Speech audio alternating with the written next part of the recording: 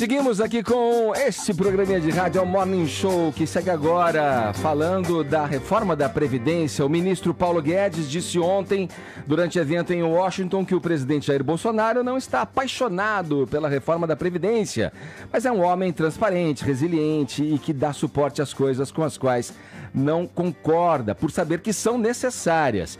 E os nossos convidados de hoje, hein? Estão apaixonados pela reforma da Previdência? Eu desconfio que sim, hein? A gente está recebendo aqui no estúdio o deputado federal Kim Kataguiri e o Bruno Bianco Leal, que é secretário especial adjunto da Previdência e Trabalho do Ministério da Economia. Primeiramente, sejam bem-vindos ao Morning Show. Bom tê-los aqui. Muito obrigado, bom dia, obrigado pelo convite. Muito obrigado também pelo convite, é um prazer estar aqui na Jovem Pan novamente. Olha só, vou começar o seguinte, o presidente até nessa minha introdução mostra que gosta da metáfora do casamento, né? Em vários momentos ele lança a mão dessa metáfora para falar, a gente tá namorando, depois vamos noivar, e aí o casamento vem. Por que não rolou o sim ainda, ou pelo menos a intenção de rolar o sim com a reforma da Previdência? Bom, eu agradeço, Kim. Eu acho que na realidade já rolou o sim, até porque o presidente já assinou a proposta. A proposta da reforma da Previdência, que está dentro da nova Previdência, que é a PEC 006, quando ela sai do Executivo e vai para o Congresso Nacional, ela vai com a assinatura do presidente. Então quem propõe essa proposta é o presidente, então, portanto, eu acho que já houve o casamento, o presidente já assinou, estamos aí na defesa incansável dessas propostas e o presidente também. Eu acho que a ideia é justamente isso, o presidente está deixando com que a economia faça o seu papel, mas ele tem feito o papel dele de maneira, na minha ótica, muito positiva. E eu acho que é assim que a gente vai convencer a população, com pessoas como vocês, nos ajudando e nos dando esse espaço aqui. Eu queria ouvir o Kim e esclarecer talvez a minha pergunta aí, o sim ou a intenção do sim por parte do Congresso como um todo ali. Dá para garantir que ela passa, Kataguiri? Garantir que ela passa não dá para garantir, né? Eu sou um dos maiores defensores da reforma dentro do Congresso Nacional, mas a gente tem desafios grandes a ser superados. Você colocou aí a questão da analogia aí do casamento que o Bolsonaro faz. Eu acho assim, que eles já estão casados, só que o Bolsonaro precisa parar de falar dos defeitos da esposa. Acho que precisa ter um trabalho melhor de comunicação, tanto para transmitir o que efetivamente é a reforma, que é uma coisa boa, que é uma coisa necessária para o país. Não é que é só necessária, é uma coisa que efetivamente tem a capacidade de mudar a realidade, dar um choque na economia do país e fazer com que a gente volte a crescer e entre no caminho do país desenvolvido. Claro que só não basta, mas é o principal começo.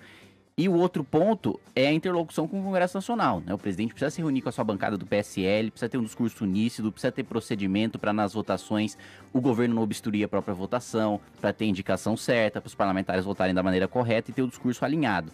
Se ficar o ruído de comunicação, isso prejudica a votação. Acho que o presidente está melhorando nesse sentido, mas ainda dá para melhorar mais.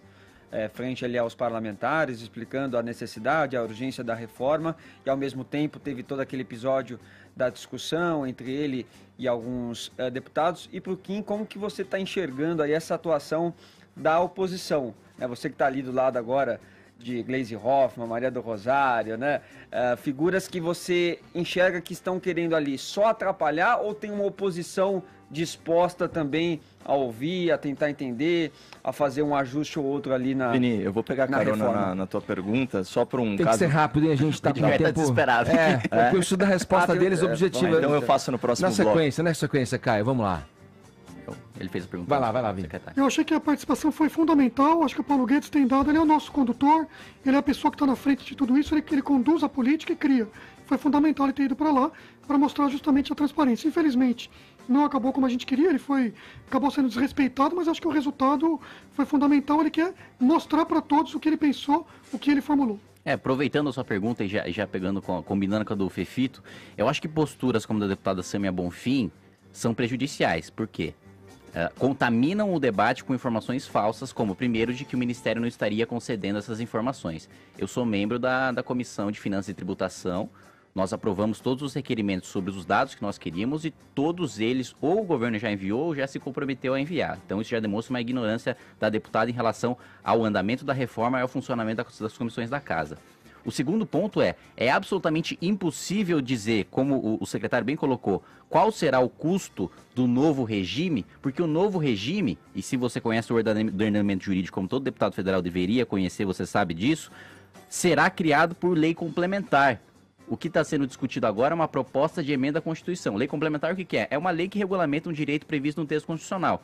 Só se saberá os dados, só se saberá os números, só se saberá o quanto pode custar ou vai deixar de custar quando a gente entrar nessa outra discussão que não faz parte do texto que está sendo discutido hoje. Ou seja, a deputada mostra que não sabe qual que é o texto que está discutido, não sabe quais comissões estão trabalhando nesse texto e não conhece o ordenamento jurídico. Isso é ruim, mas tem uma oposição comprometida com um bom debate.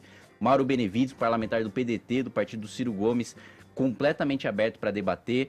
Tem o João Campos também, João Campos, filho do Eduardo Campos, do PSB também, perfeitamente aberto para fazer um bom debate. Tem parlamentares dispostos a fazer um debate responsável, mas tem os xiitas também. O Alessandro Molon, ele faz um questionamento durante umas sessões da CCJ, ele é líder da oposição na Câmara, ele levanta uma questão que ilustra um pouco desse momento da nossa conversa aqui. Solta pra gente, por favor, Murilo.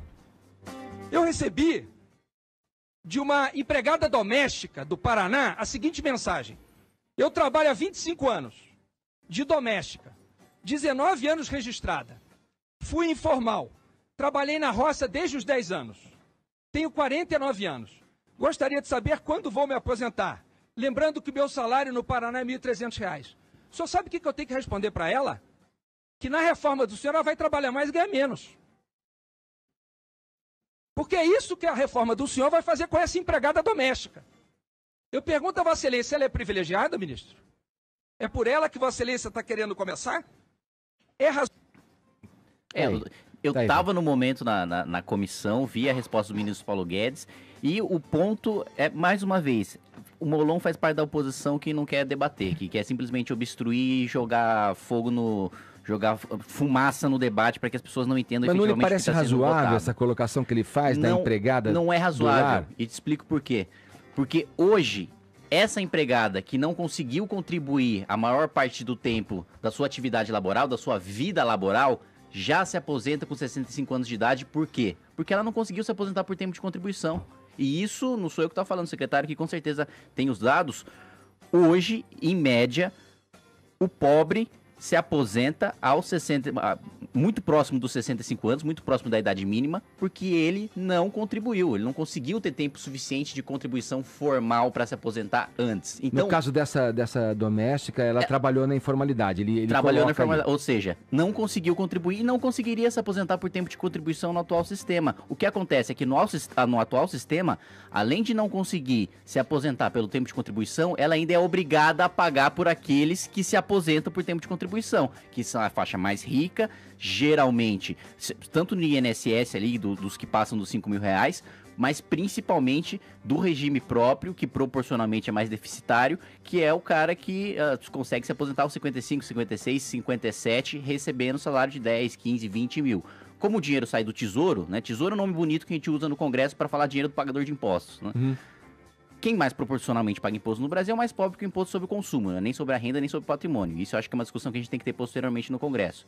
Quando a Previdência é deficitária, essa empregada está pagando mais no feijão, no arroz, enfim, em todos os produtos básicos, para financiar a aposentadoria do juiz, do promotor, do deputado. Olá.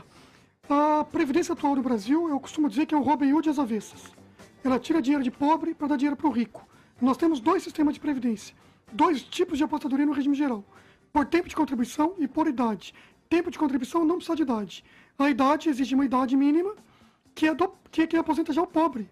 Porque é o seguinte, se você colocar hoje o patrão e a empregada se aposenta 10 anos depois do patrão. Porque o patrão se aposenta sem idade mínima, com 35 de contribuição, porque ele não tem essa informalidade. Essa pessoa que ele disse, que é empregada, que tem informalidade, não consegue chegar nos 35 ou 30 anos de contribuição. Já se aposenta com 61,5 e 19 anos de contribuição, só vai mudar para 62. Então, portanto, o pobre já se aposenta com 61 anos e meio, mulher, e 65 anos e meio, o homem. O mais rico, 65. O que a gente propõe? Trazer o rico para se aposentar na idade que o pobre se aposenta. Fala, Caio. É o seguinte, já pegando aí um gancho... Caio, se me permite só um mini ponto. Vai lá. 15 segundos, porque eu acho que é importante pro debate isso. O Caio tá sem lugar de fala hoje.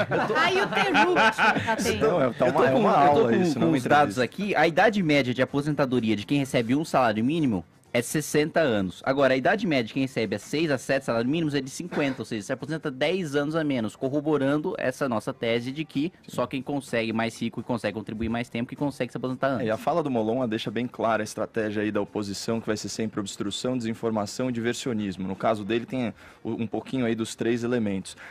O secretário tinha falado de capitalização, eu tenho acompanhado o brilhante trabalho do deputado na Comissão de Finanças, debate de altíssimo nível, desconstruindo aí a argumentação falaciosa contra a reforma da Previdência. O chefe da bancada da chupeta, né, o líder do PT na Câmara, o seu colega Paulo Pimenta, ele disse que haveria uma possibilidade do PT votar em bloco a favor da reforma da Previdência. Eu queria que você contasse para a gente esse caos aí da tua comissão, para quem ainda não está familiarizado com o episódio, qual foi a reação aí intempestiva da Maria do Rosário, que é a nossa deputada que quer prender comediante e soltar estuprador?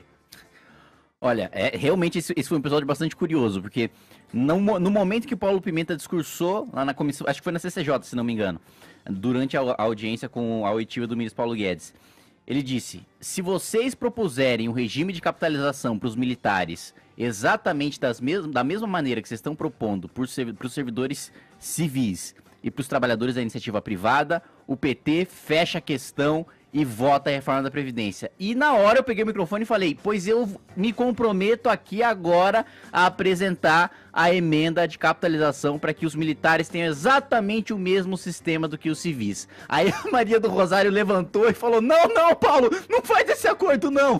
Ou seja, no momento em que ele acha que seria um grande absurdo a gente apresentar o sistema de capitalização para os militares e ele se compromete como líder do PT a fazer com que não haja obstrução e a gente votar a reforma por consenso, a Maria do Rosário mostra a sua verdadeira intenção e fala: não, ele realmente vai apresentar e você realmente vai ter que quebrar com a sua palavra ou o PT vai ter que fechar a questão a favor da reforma. Era uma proposta, né? era um Ou seja, circo. não era uma proposta, exatamente, era um circo para tentar desmoralizar a proposta.